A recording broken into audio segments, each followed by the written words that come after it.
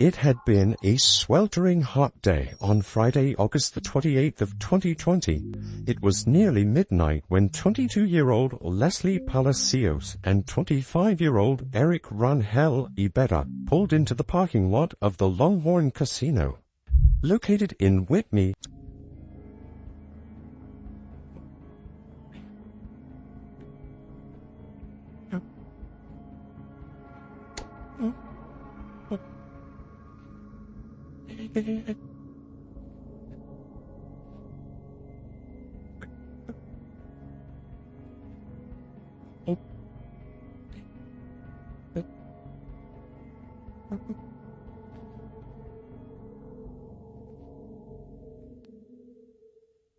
The two move inside and head to the Chuckwagon restaurant, passing by the slot machines and other gambling opportunities. She's a nursing student just months away from graduation, and he's a young man very interested in the date and what it might bring. The two settle in for a nice dinner and each have a number of alcoholic drinks with their meal.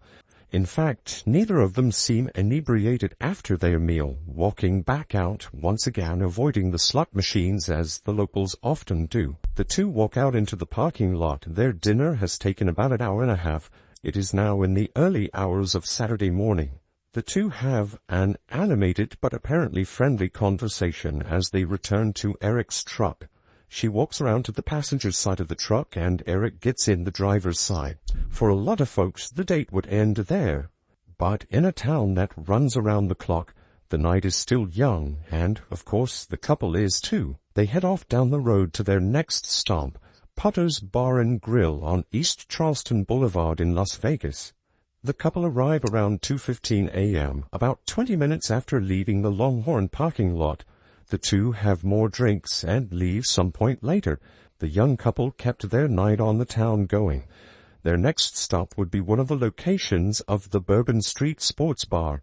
There, the two would be seen spending more time together, drinking beers and taking shots of tequila. Head back to Eric's home. The two get home just before sunrise as they're seen pulling into the street in front of the place Eric lived around 5:30 a.m. Leslie is showing the effects of heavy drinking, and now Eric has to help her from the car. She has a lot of trouble walking, and Eric helps her into the house. The two still seem to be getting along.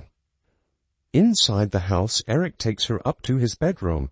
The home is owned by Eric's father, Jose Rangel, and his mother. His younger sister lives there as well.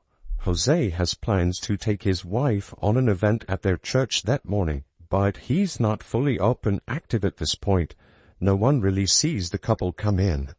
By Saturday afternoon, Leslie's family has become worried because she never came home from her date. Her mother, Araceli Palacio, and her sister, Nayeli Palacio, contacted the Las Vegas Metro Police Department and told them that Leslie had not come home from her date the night before. They said they had been trying all morning to call her and to text her, but there had been no responses. The last communication her sister received from Leslie had been a text from her phone number that simply said, "I need to tell you some shit." Araceli's reply of what happened was never answered. The following day, with Leslie still missing and not replying to any communication attempts, they again contacted the police, this time opening a missing persons case. They informed investigators on what they knew about who she had gone out with and what little they knew of their plans. Somewhere in the department at another desk on August the 31st, members of the Metro Police Department were taking another missing persons report, this time for two men, a father and son, Jose Rangel and his son Eric Rangel Ibarra. It took until September the 1st for the officers with the Missing Persons Department to match the two cases, especially with the Palacios family naming Eric as Leslie's date. A BOLO or Be on the Lookout report went out. Officers headed to the homes of the Palacios family and the Rangels, homes that were only a few blocks apart. The families had known each other for almost 15 years. Officers were able to identify a security camera that would have looked down on the family's property. They were quickly able to obtain access to the videos taken by that camera and rewound the video until they had unmistakable proof that something terrible had happened. What had been two missing persons cases quickly became one case for the Metro Police Department's Homicide Division. Camera catches Rangel Ibarra in another man who prosecutors believe is his father, 46-year-old Jose Rangel, dragging a lifeless body from the home and into that same truck. Minutes after, the truck drives off, leaving Rangel hosing off the walkway. And now, both Jose and Eric are missing. Their family left behind have no idea where they are, but officers now know that the Rangel home is a crime scene. As alert bulletins went out immediately with descriptions of the two men and of Rangel's pickup truck, including the license plate number, Las Vegas Metro Police Detective Mitchell Dorsch would later tell a grand jury that there were numerous pieces of evidence found at the scene of the Rangel's home. On the living room couch, a pair of blue latex gloves were found. Another set and numerous cleaning supplies were also found in the adjacent dining room area. Inside a mop bucket in the kitchen was a stained cleaning cloth, and the mop head showed signs of a dark substance as well. Upstairs, the scene of Eric's bedroom looked like it had been torn apart bit by bit, and items had been moved around. Suspiciously, the fitted sheet had been removed from the mattress and was nowhere to be found. There were a couple of dark stains on the mattress as well that caught the attention of investigators. Inside the room, they also found a preferred customer card which would prove to be registered to Eric. Nearby, a shirt on a hanger, one of Eric's. It also had blood drops on it. Eric's wallet was found in the room. No money, but all of Eric's IDs were still there. Investigators also checked in the bathroom and found 2 blood spatters on the floor and took samples of them. The source of the spatters is still undetermined. It gets the attention of a friend of Eric's, though, and he had some very important information for local investigators. The man explained that he had known Eric for about 5 or 6 years, and the last time he had seen him in person was weeks before. Eric had come into a restaurant where the man was eating, and Eric was obviously very intoxicated. He sat down and asked the man if they were friends, and would he do him a favor in the future if Eric asked him to. The man said it was an awkward request and that he had humored Eric, obviously because he was drunk. Until the morning of Saturday the 29th, the man said he got a call from a telephone number he did not recognize.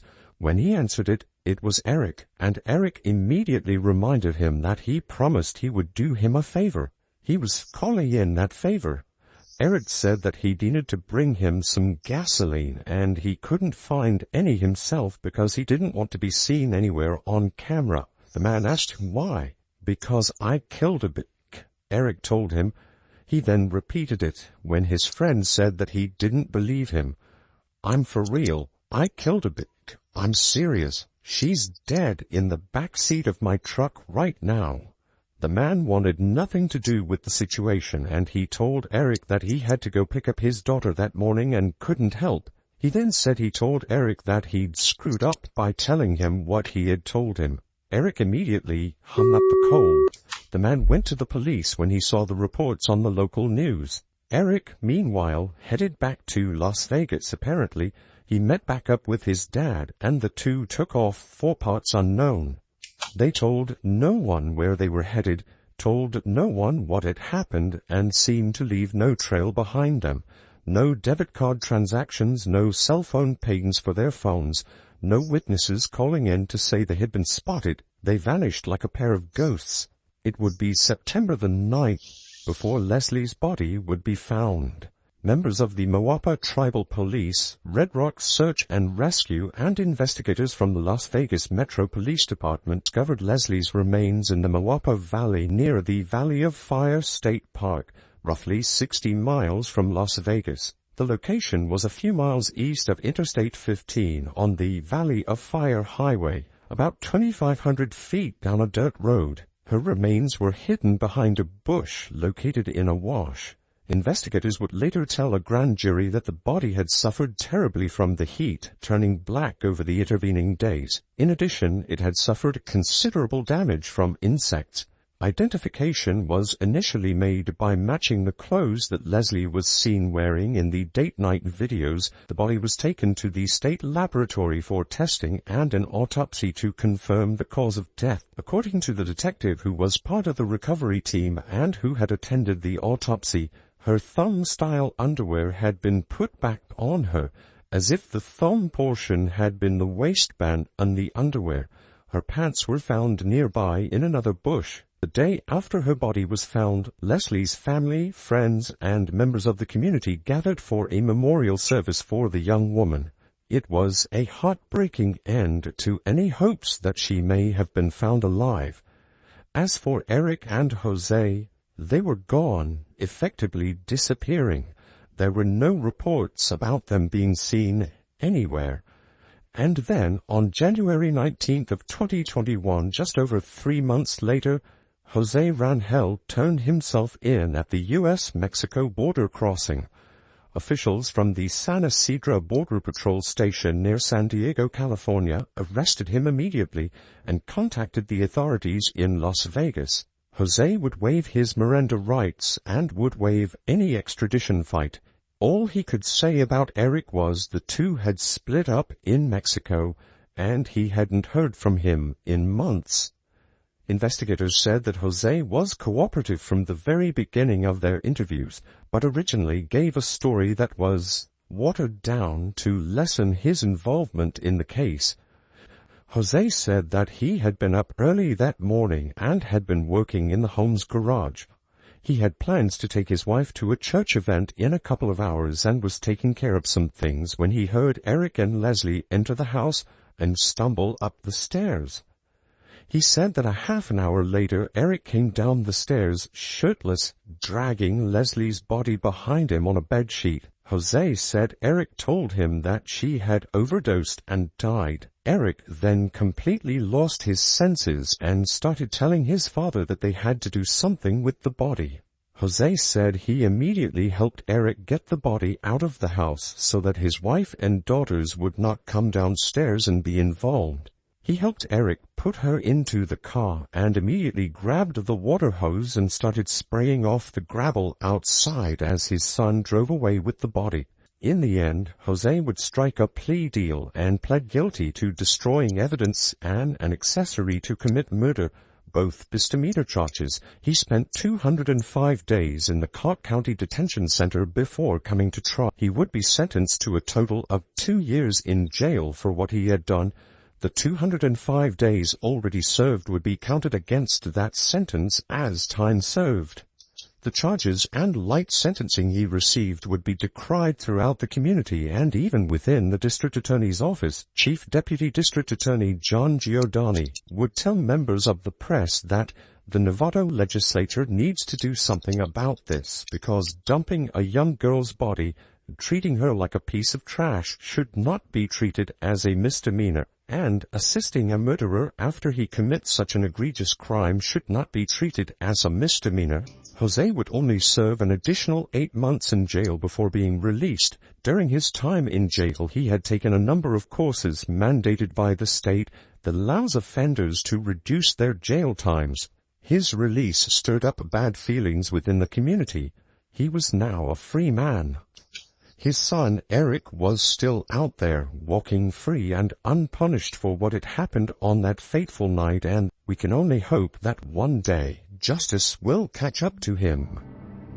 If you found this case compelling, don't forget to like the video, comment down below your take on it, and please subscribe to the channel. Also, hit the notification bell in order to stay up to date each time we reveal a new, shocking case.